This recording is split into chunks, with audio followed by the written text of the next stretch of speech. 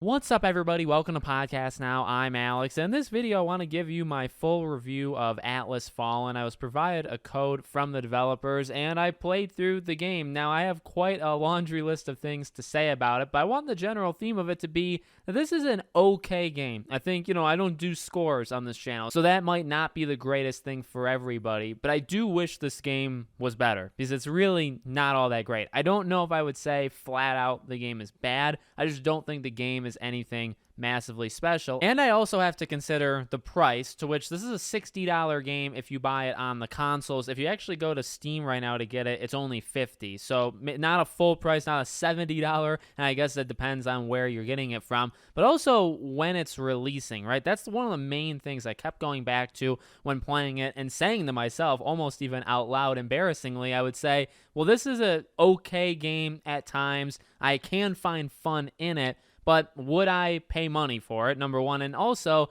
when you look at games like Baldur's Gate that just came out, Texas Chainsaw is next week, and then you start to go in September with Mortal Kombat and Starfield and so many games in September and October, is this a game that I would recommend you using your time on versus the other games? And my answer to that is honestly no. It really isn't. I would rather spend time in a Baldur's Gate or playing Texas Chainsaw or whatever than going into this game. So let's go over the main thing that I did like, and it is one major component, is the combat. The combat in this game is definitely unique, and it's unique for mostly good reasons. I would say at times I didn't love it, but I think overall the amount of customization you have in the fighting of this game is actually pretty darn good. There's different weapons to use and different kind of combinations of abilities that you can equip. There's a lot. There's like 35 plus, and they all play slightly different. Some of them are literal abilities that you can do in the game, okay, like attacks, and then other things are more like buffs and debuffs that, again, those you play around with, and I think make it pretty customizable in terms of how you're playing. The combat also feels pretty different. It feels very, very heavy. And again, this is sometimes I liked it, sometimes I didn't. When you're pulling off parries or blocks and you're chaining together abilities on enemies, or even I'd say a lot of the bosses in the game are pretty good. Any enemy that requires you to attack it at a certain area. That's one of the things that this game had emphasized that makes it special is, the grunts, the normal enemies, you just hit them, right? There's nothing really special about them. The higher up, like the mini bosses or the bosses, they will have areas highlighted. They'll have a mini graphic that'll show which areas they're very strong to and which areas they're weak to. So you want to target the areas that they're weak against, and once you target all of them, then the enemy's defeated. If you go after the stronger areas, it's going to take you literally forever, so I don't recommend that one. Another thing that specifically to me or to the people that were given the early access, we were actually told that on normal difficulty, the bosses are too hard, and that was going to be addressed in a day one patch, amongst other things. I bring this up because that is extremely true. One good thing is you can change the difficulty on the fly in this game. You can change it 2 feet from an enemy. You can do it literally whenever you want and change the difficulty, which is a very good plus. The very big negative is, at its current state, and yes, maybe the day one patch fixes it, but the bosses are insanely annoying because they're just so much more difficult than anything else. Primarily, it's mainly like the damage they deal to you. They deal a lot of damage, and the game relies on you being able to parry or block or just dodge, and you have to be very, very, it's a timed thing. You only stay in a blocking state for so long in this game, so it just becomes pretty hard, and then if you mess up, you take a lot of damage. So that was a thing that, for bosses specifically, really upset me and really slowed me down on this little journey. It's not that long of a game. It really is not that long. You could probably get through the entire thing.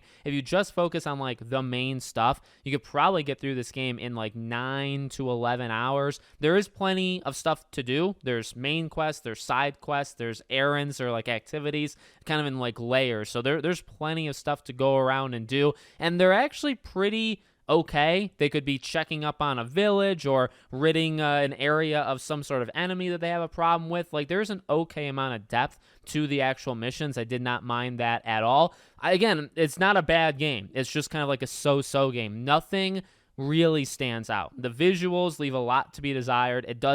This game doesn't like jump out at you and say, oh, that looks really pretty. You'll probably never do that in this game. The game looks fine. It doesn't look terrible, but it just doesn't do anything. The combat, again, is kind of a shining star in that it's very customizable, and you can play it in co-op. So you can have another person, and I mean, going around like in the sand and doing your sand sliding thing looks pretty cool. Now, I didn't play it with anybody else, so I guess I'm just talking in, okay, well, what could help this game? If you go through the entire thing with another person, I do think that would look, at the end of the day, I think playing any game cooperatively, even if the game's okay or bad or great or whatever, does enhance the game no matter what. So yes, would you find more joy in this game if you played it with somebody else? You probably would. And you can play it a certain way in terms of like your combat style. They can play another way. You can complement each other. I think that's fine. But then we go into the negatives, which really, again, is kind of everything else. The story's fine, but it's not great. The side quests are fine. They're not great. The enemies, again, like the bosses and the idea that you have to target them, that's cool, but you end up fighting enemies that are reoccurring. Now, yes, the bosses are obviously different, but probably like 3, 4, 5 hours into this game, you will have encountered every enemy type for the most. I mean, there's maybe a few outliers, but there's really not a lot of enemies, unique enemies in this game. So you're going to end up fighting the same ones over and over and over. And, you know, when I mentioned like the visuals, I would say the world leaves a lot to be desired. It's trying to be alive. I would say it actually flexes that muscle, trying to be alive, trying to be a world with lore. It does that best in like closed environments. There's an area maybe 3, 4, 5 hours in where it's kind of like a mining, like you're underground, and you kind of see how people are living and the politics situation of the world. That was actually my favorite part, and it actually had very, very little combat. But when the game kind of tunnels you in and makes you focus on, you know, like it really takes out a lot of like the open world stuff. I think it is interesting. I think it actually does have some okay characters. As soon as the game kind of opens up in its desert-like setting, everything kind of just looks the same. It's not really that fun to get from area to area. Like again, going in the sand, sliding in the sand, it's only specific areas. I mean, you have to actually be in the sand or something like that. But if you're not, you're just running or you're dashing and stuff,